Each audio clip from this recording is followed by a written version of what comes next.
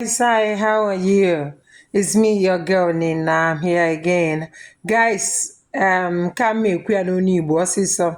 Achọrọ m ikwu ihe gbasara ndị lawyers m use go na this case between me and so-called Reverend Ejike Nwankwo of Ogbunka in Awka Diocese, Catholic Diocese of Awka in Anambra State. Now, the lawyers m use, my first lawyer nke m yuzuru mgbe anyị na-aga police station mgbe ya nwa kpọrọ m police lọkọm na ụmụnze. The same lawyer anwa no mesịa ka m na-ana, he was doing okay ozugbo move n'aba America ya turn against bidozie mee eribe today since na ọ gwa m na nnata mgba ticket $2,500 nata for the case.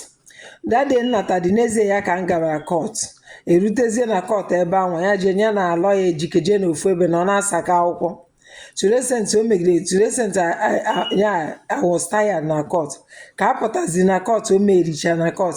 Pụta na ihe na mụ ga-eje ka m rụọrọ ya moto buru injin tinye new injin na moto ya. Wee sị after ego niile m kwụrụ gị. Finally to cut everything short. Nya ọ na-enwe kpọọ ya mụ bịa buru file m. Mgbe anyị ji na mụ ga-abịa Ụmụahịa n'ọfịs bịa buru file. They organized I narrowly escaped kidnapping no Ụmụahịa. So that one ga chukwu na mebere anyị nata. So ka na because I don't have time, I need to go back to my job. Mgbanwe ka maka ihe gbasara business, I lost my main job na alụ that time. So mgbe nnatazi enwe job ndị ọzọ na-enye m ọrụ si na iwu na m ga-anata. So ozugbo nnatazi wee bịazie wee hand over on my PM personal assistant m wee kpọtara m one other man si na afia bụ Obi. Nke ahụ abụ Obi si ahụ prọfesọ Obi nwa na Anambra, otu Anambra ahụ. Nke bụ Obi wee sizie m na ya ji bụrụ lekchọra na ya na-ejekọ na ya mere kere afa ya Ebube Mmụọ Nsọ kesi mgbe nke Ebube Mmụọ Nsọ tụọ ọnụ ihe mere Ebube Mmụọ Nsọ nna ibie nna ma otu abụ n'ezi wee mbịazie wee nye ya the case. Onye nke aha jee court sọsọ mgbe ahụ nọ Nigeria twice nara na ọ na-edunye one old man enwere ihe ọmụ eme.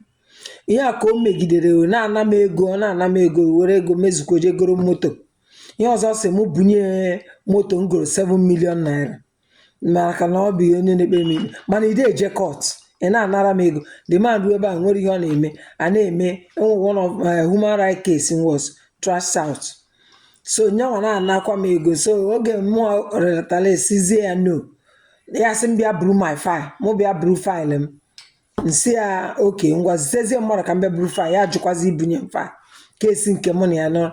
Then ebe a ka before mmadụ introduce kwa m ndị my friend ndị na-enyere m aka na the case wee introduce m to onye a na-akpọzi obere Chuka wee sị na o ji bụrụ human right lawyer na nke a jikwa mee na o ji kpee ikpe nwa mgbe nwa gbagbu one lawyer na Nigeria na East nke ha mara na mmadụ na-ewocha and mmadụ nwe m ajụ emere m investigation upon enwego m two times problem mmekọ mistake ya nwe again werekwa okwu na asịrị m na ọ bụ nka etu nsi wee dabanyekwa n'aka obere Chuka wee na m 2.something million ka ọ na 2.something million na ya ga-emekwa nka na ya ga-emekwa nka. Mgbe m biji fụzie na ọ bụzi lọya m ka ọ bụzi na lọya onye ọzọzi amazi m onye ọ na-ekpere, this man started fighting me, threatening me, saying all sorts of things against me. Even today sent na ọ bụ na ọkwakọsị mụ na my workers isi na-eme my workers ka ha dịbe against me. The key witnesses m obido na-akwakasị onye ọbụla isi. Nye o meziri bụ ya agwawazi assistant manager mbụzi nke si ya no na n'enu madam anụa ya ha ma nyere ha aka since ya na ada ọ kụziere ha wanting si na ya ji this woman wee ma na mmadụ ikwu n'eziokwu na ihe ọ na mere bụ the best thing ga-eme gị for life. So the guy wee jụ o wee na-threaten the guy, na-threaten ma ọmụnwa, na-threaten onye ọbụla. Wee sị ya ngwa chee ka m bata because of his threats. Wee sị ya na mụ na ga na ya mara abịa ọfịs gị ka anyị fụ na zone 13 na nke my prosecutor. Ịmakwa na anyị ruo ebe a nwecha meeting niile ahụ ka anyị na-apụta ya sị na ọ bụ na ya nwa bụ my lawyer na ya ga-alaiki ka the ahapụ ịkwụ the 17 million at the same time na ọ ka akwụọ ya 10 million and the other million, and which is what ka iwefu na conspiracy ha. That was what Ejike requested to the court ya ga-eme. So ga-aka njizi ya, are you for me, are you for the other side? So I was one na-anazi ihe o mebe ya kpọọ m na m bịa burukwa faịlụ m mbịa buru faịlụ m na mekwara abịa n'ọfịs nseke ihe nọ n'ọfịs gị a iji eshi ọnwụ na ị chọrọ ka m bịa. Mgbe m mere nkọntraktị ga bịa m n'ọfịs gị, ọsị mba. Mgbe m nyere gị 2.something million abịa n'ọfịs ya, sị mba. Then why do you want me to come to your office? Then nabazi ya sị m bịa buru faịlụ m, kpọta lọya na m buru faịlụ bịa were cheki m. Lọya bịa ya bunye lọya faịlụ, o kweghị nye lọya cheki. Nabazie ya sị ya ka ezi my money si m bịa were check m back. Igwezi ihe o mezi ya finally ya mezanye m 225,000 out of 2.something million. Wee si obere Chuka, you don't play with me. Ya bido threats nke a nsị na I don't back up with threats. Ihe m gwara gị bụ na ị ga-enye m my money back.